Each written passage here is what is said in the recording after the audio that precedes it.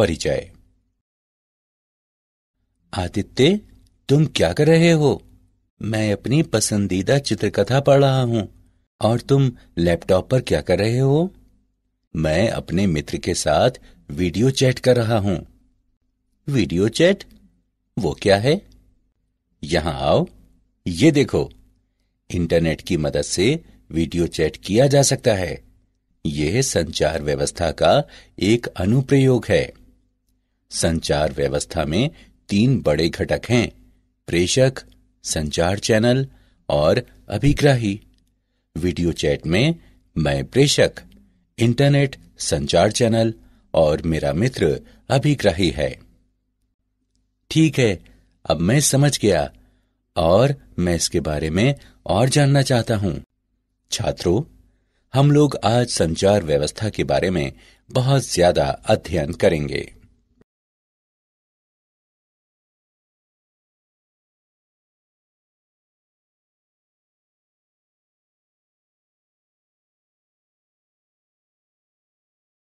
उद्देश्य। इस पाठ के अंत में आप निम्न करने में सक्षम हो जाएंगे: संचार व्यवस्था के अवयवों को जानना, मौलिक शब्दावलियों का वर्णन करना, सिग्नलों की बैंडविड्थ का वर्णन करना, प्रेषण माध्यम की बैंडविड्थ को समझना, विद्युत चुंबकीय तरंगों के संचरण का वर्णन करना, मॉडुलन और इसकी आवश्यकता को जानना, आयाम मॉडुलन का वर्णन करना और आयाम मॉडुलित तरंग के उत्पादन और संसूचन का विश्लेषण करना।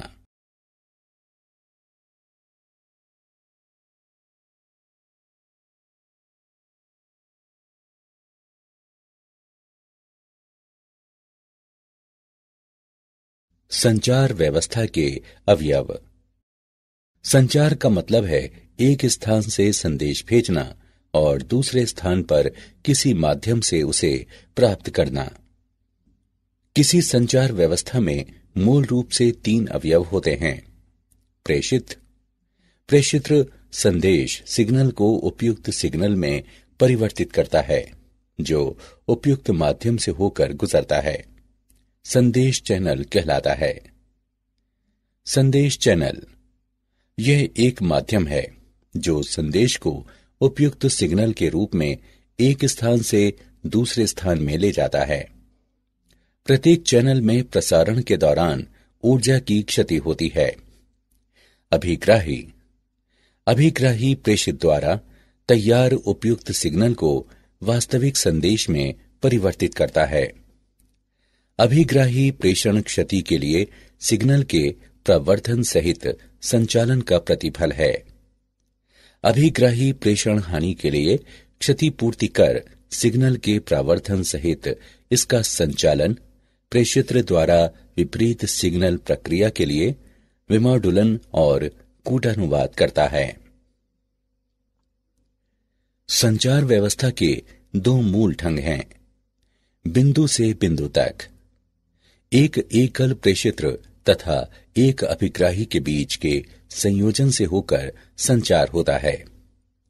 प्रसारण। किसी एकल प्रेषित्र से बहुत से अभिग्राही के संयोजन के लिए संचार होता है।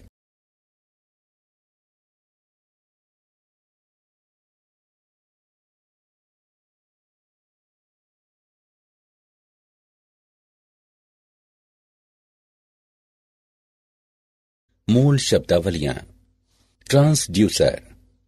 ट्रांसड्यूसर एक यंत्र है जो ऊर्जा को एक स्वरूप से दूसरे स्वरूप में परिवर्तित करता है। संचार व्यवस्था में आमतौर पर प्रेषित्र के निर्गत वाक पर विद्युतीय सिग्नल में संदेश सिग्नल के अनुरूप परिवर्तन और फिर अभिग्राही के निर्गत वाक विद्युत सिग्नल से संदेश सिग्नल में रूपांतरण की मांग रहती है। सिग्नल प्रेषण के लिए विद्युतीय या प्रकाशिकी स्वरूप में से जिसमें भी उपयुक्त हो सूचना का रूपांतरण सिग्नल कहलाता है। सिग्नल अनुरूप अथवा अंकीय हो सकते हैं। रव वो अवांछनीय सिग्नल जो संचार व्यवस्था में प्रेषण तथा संदेश के अभिग्रहण सिग्नल में विक्षोभ का प्रयास करते हैं, रव कहलाते हैं। क्षीणता, किसी माध्यम से संचरण के समय सिग्नल की प्रबलता में क्षति को क्षीणता कहते हैं। प्रवर्धन, किसी इलेक्ट्रॉनिक परिपथ के उपयोग द्वारा सिग्नल की क्षमता बढ़ाने वाली प्रक्रिया प्रवर्धन कहलाती है। संचार चैनल में क्षीणता के कारण होने वाले क्षय की क्षतिपूर्ति के लिए प्रवर्धन आवश्यक है। परास, यह स्रोत तथा लक्ष्य के बीच की वो अधिकतम दूरी है जहां तक सिग्नल को उसकी पर्याप्त प्रबलता से प्राप्त किया जाता है। बैंडविड्थ या बैंड चौड़ाई, बैंड चौड़ाई से हमारा तात्पर्य उस आवृत्ति परास से है जिस पर कोई उपकरण प्रचालित होता है अथवा स्पेक्ट्रम के उस भाग से होता है जिसमें सिग्नल की सभी आवृत्तियां विद्यमान हैं। पुनरावर्तक, पुनरावर्तक अभिग्राही तथा प्रेषित का संयोजन होता है। पुनरावर्तकों का उपयोग किसी संचार चैनल के परास को विस्तारित करने के लिए किया जाता है।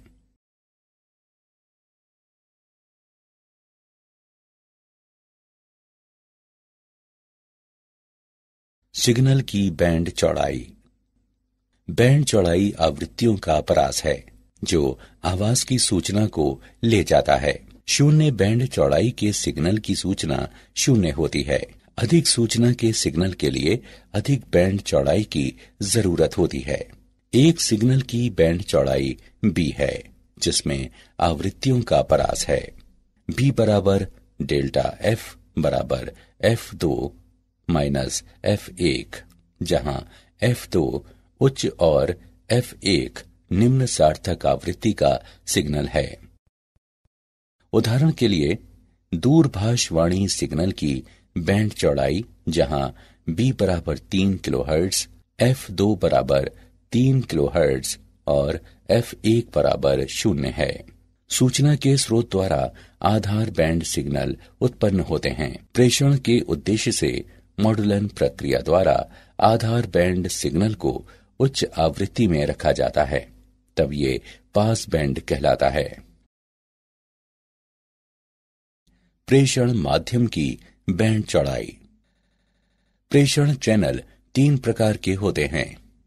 तार, व्यापक रूप से इस्तेमाल किया हुआ तार माध्यम समाक्षीय केबल है। समाक्षीय की बैंड चौड़ाई लगभग 750 मेगाहर्ट्ज है। ऐसे केबलों को आमतौर पर 18 गीगाहर्ट्ज से नीचे संचालित किया जाता है।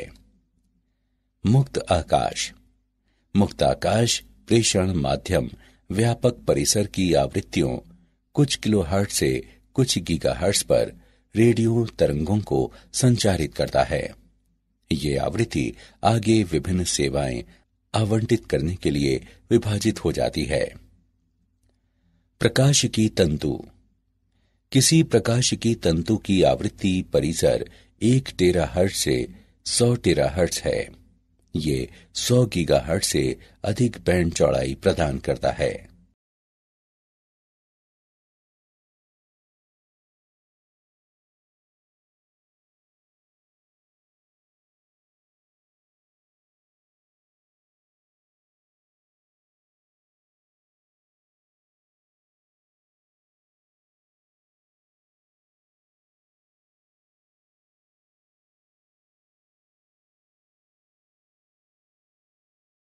वैद्युत चुंबकीय तरंगों का संचरण, पृथ्वी का वायुमंडल गैसीय पर का रोमांचक परास प्रस्तुत करता है जिसमें वैद्युत चुंबकीय तरंगों को विभिन्न आवृत्तियों में विभिन्न मार्गों पर संचरित करता है।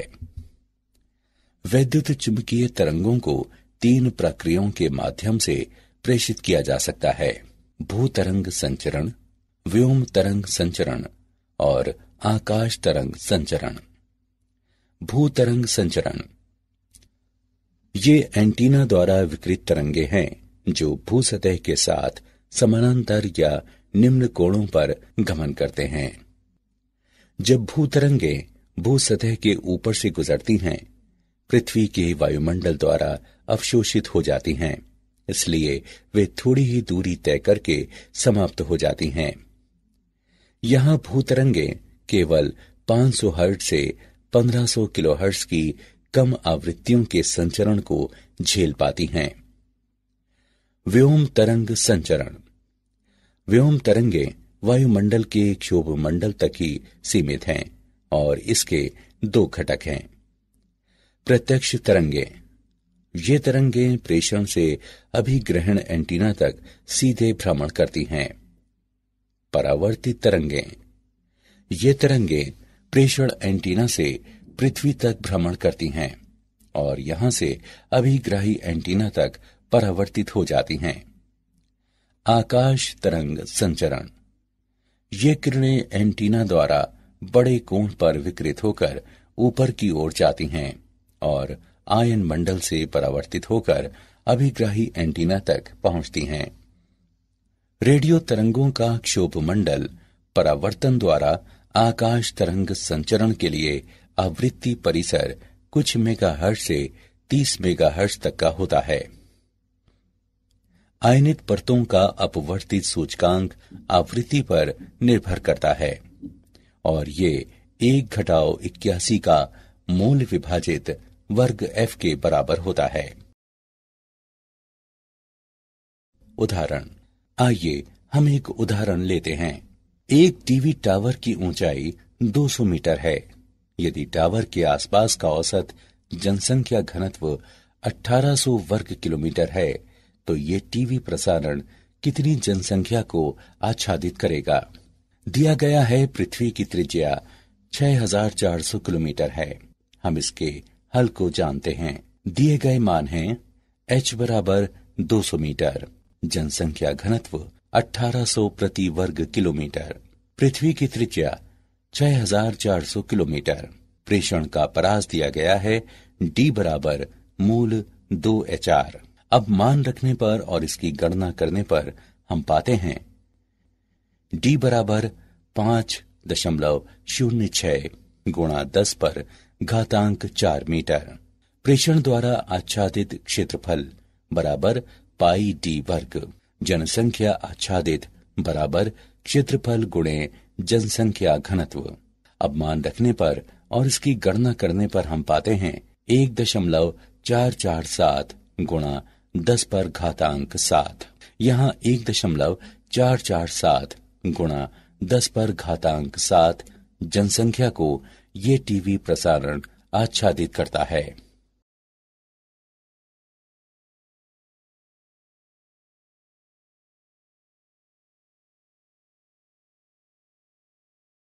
मॉड्यूलन और इसकी आवश्यकता। मौलिक रूप से निम्न आवृत्ति के सूचना सिग्नल को लंबी दूरी तक प्रेषित नहीं किया जा सकता है। अतः सूचना सिग्नल को उच्च आवृत्ति वाली रेडियो तरंग में अध्यारोपित करना जरूरी हो जाता है। इसे वाहक तरंग कहते हैं। सूचना सिग्नल को उच्च आवृत्ति रेडियो तरंग में अध्यारोपण मॉड्यूलन कहलाता है। एंटीना का आकार। किसी सिग्नल को प्रेषित करने के लिए हमें किसी एंटीना की आवश्यकता होती है। कोई एंटीना उस सिग्नल में समय के साथ होने वाले परिवर्तन उचित रूप से संवेदन कर सके। इसके लिए ये आवश्यक है कि इस एंटीना का साइज उस सिग्नल से संबद्ध तरंग दैर्ध्य के तुलनीय हो और साइज कम से कम लैम्ब्डा विभाजित 4 विमा हो। 30 किलोहर्ट्ज आवृत्ति की किसी EM यानी वैद्युत चुंबकीय तरंग की तरंग दैर्ध्य लैम्ब्डा 10 किलोमीटर है। स्पष्ट है कि इस लंबाई के तुलनीय साइज का एंटीना निर्मित करना तथा प्रचालित करना संभव नहीं है। अतः हमारे न्यून आवृत्ति आधार बैंड सिग्नल में निहित सूचना को किसी उच्च रेडियो आवृत्तियों में प्रेषण से पूर्व रूपांतरित करने की आवश्यकता होती है। एंटीना द्वारा शक्ति विकिरण। विकिरित शक्ति L विभाजित लैम्ब्डा का वर्ग है। ये प्रदर्शित करता है कि समान लंबाई के एंटीना के लिए आवृत्ति बढ़ने के साथ विकिरित शक्ति भी बढ़ती है। अतः किसी लंबी तरंग दैर्ध्य के आधार बैंड सिग्नल द्वारा प्रभावी शक्ति विकिरण कम होती है। अतः किसी अच्छे प्रेषण के लिए हमें उच्च शक्ति चाहिए और इसीलिए ये तथ्य दिया गया है। हमें प्रेषण के लिए उच्च आवृत्ति के उपयोग की आवश्यकता को दर्शाता है। विभिन्न प्रेषित्रों से प्राप्त सिग्नलों का मिश्रण। यदि कई प्रेषित्र एक साथ आधार बैंड सिग्नलों का प्रेषण करते हैं तो उन्हें अलग करना मुश्किल हो जाता है। अतः प्रेषण से पहले मूल निम्न आवृत्ति आधार बैंड सिग्नल को उच्च आवृत्ति तरंग में रूपांतरित करने की आवश्यकता होती है, ताकि रूपांतरित सिग्नल में उन सभी सूचनाओं का समावेश हो जो मूल सिग्नल में समाहित थी। एक ज्यावक्रीय वाहक तरंग को इस प्रकार प्रस्तुत किया जा सकता है। ct बराबर AC साइन ओमेगा CT जमा 5। मॉडुलन के 3 प्रकार होते हैं: आयाम मॉडुलन, आवृत्ति मॉडुलन और कला मॉडुलन।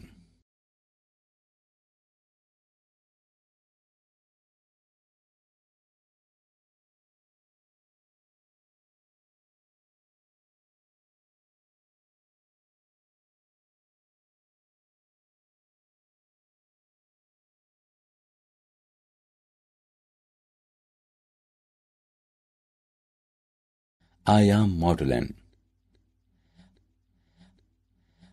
हम विचार करें, वाहक तरंग और मॉडुलन तरंग निम्न द्वारा प्रस्तुत किए जाते हैं: VCT बराबर VC sine omega CT, VMT बराबर VM साइन ओमेगा MT। जब एक वाहक का मॉडुलित आयाम है, तत्क्षण मॉडुलन वोल्टेज VM वाहक आयाम VC पर आरोपित होता है। जब मॉडुलन वर्तमान रहता है, तब वाहक का आयाम इसके तत्क्षण मान पर निर्भर करता है। आयामित वाहक तरंग दिया हुआ है: VC plus VM sine omega MT गुणे ओमेगा CT। इसे इस प्रकार से लिखा जा सकता है: VT बराबर VC sine omega CT plus mu VC sine omega MT sine omega CT, जहां म्यू बराबर VM बटे VC मॉडुलन सूचकांक कहलाता है। उपयुक्त समीकरण को हम निम्न प्रकार से लिख सकते हैं: यहाँ FC माइनस FM नीचे की ओर बैंड आवृत्ति कहलाता है और FC प्लस FM नीचे की ओर बैंड आवृत्ति कहलाता है।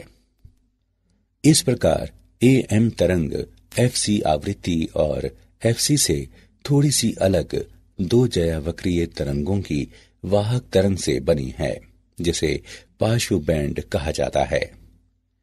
आयाम मॉडुलक के लिए आवश्यक चौड़ाई बैंड मॉडुलक सिग्नल की 2 गुनी आवृत्ति होती है। आयाम मॉडुलित तरंग को उत्पन्न करना।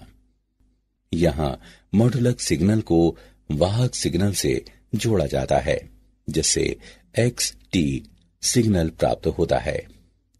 यह सिग्नल वर्ग नियम युक्ति से होकर गुजरता है, जो अरेखीय युक्ति है और जो निम्न निर्गम देता है, जहां B और C अचर हैं। सिग्नल बैंड पारक फिल्टर से होकर गुजरता है, जो DC और ज्यावक्रीय आवृत्तियों ओमेगा M, 2 ओमेगा M और 2 ओमेगा C का परित्याग करता है और आवृत्तियां ओमेगा C घटा ओमेगा M और omega C plus omega M को कायम रखता है। इसलिए बैंड पारक फिल्टर का निर्गम एक AM तरंग है। निम्न शक्ति पर मॉडुलित सिग्नल प्रेषित नहीं हो सकता है। अपरिवर्तक बाद में शक्ति प्रवर्धक हो जाता है, जो आवश्यक शक्ति प्रदान करता है, और उसके बाद मॉडुलित सिग्नल उपयुक्त आकार के विकिरण के लिए एंटीना को पुष्ट करता है। आयाम मॉडुलित तरंग का संसूचन। संसूचन वह प्रक्रिया है जिसके द्वारा मॉड्यूलेट वाहक तरंग से मॉड्यूलिक सिग्नल की पुनः प्राप्ति की जाती है। प्रेषित संदेश चैनल के माध्यम से संचरण के दौरान क्षीण पड़ जाता है, इसलिए अभिग्राही एंटीना के पीछे प्रवर्धक और संसूचक लगाया जाता है। वाहक आवृत्ति निम्न आवृत्ति में बदल जाती है, जो मध्यवर्ती आवृत्ति कहलाती है। तब संसूचित सिग्नल को प्रवर्धित करने की जरूरत महसूस होती है। मॉड्यूलेट सिग्नल दिष्टकारी से होकर गुजरता है। सिग्नल का एनवेलप संदेश सिग्नल होता है और तब सिग्नल एनवेलप संसूचक से होकर गुजरता है।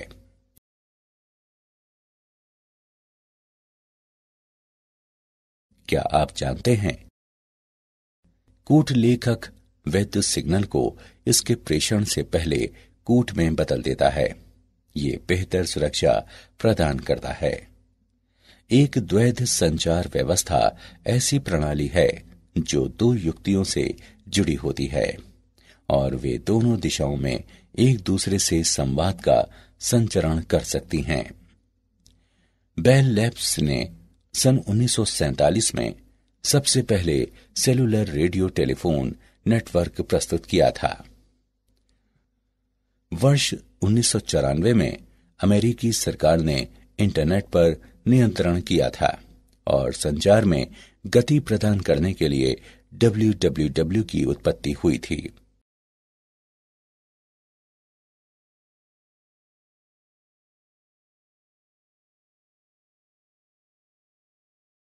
सारांश। आइए हमने जो कुछ सीखा है उसे संक्षेप में दोहराएं। संचार का मतलब है एक स्थान से संदेश भेजना और दूसरे स्थान पर किसी माध्यम से उसे प्राप्त करना। संचार चैनल एक माध्यम है जो संदेश को उपयुक्त सिग्नल के रूप में एक स्थान से दूसरे स्थान में ले जाता है। प्रत्येक चैनल में प्रसारण के दौरान ऊर्जा का नुकसान होता है। संचार के लिए वैद्युतीय या प्रकाशिकी स्वरूप जो उपयुक्त हो, उसमें सूचना को बदलने की प्रक्रिया सिग्नल कहलाती है। बैंड चौड़ाई आवृत्तियों का परास है जो वाणी की सूचना को ले जाता है। शून्य बैंड चौड़ाई के सिग्नल की सूचना शून्य होती है। ये किरणें एंटीना द्वारा बड़े कोण पर विकृत होकर ऊपर की ओर जाती हैं और आयन मंडल से परावर्तित होकर अभिग्राही एंटीना तक पहुंचती हैं।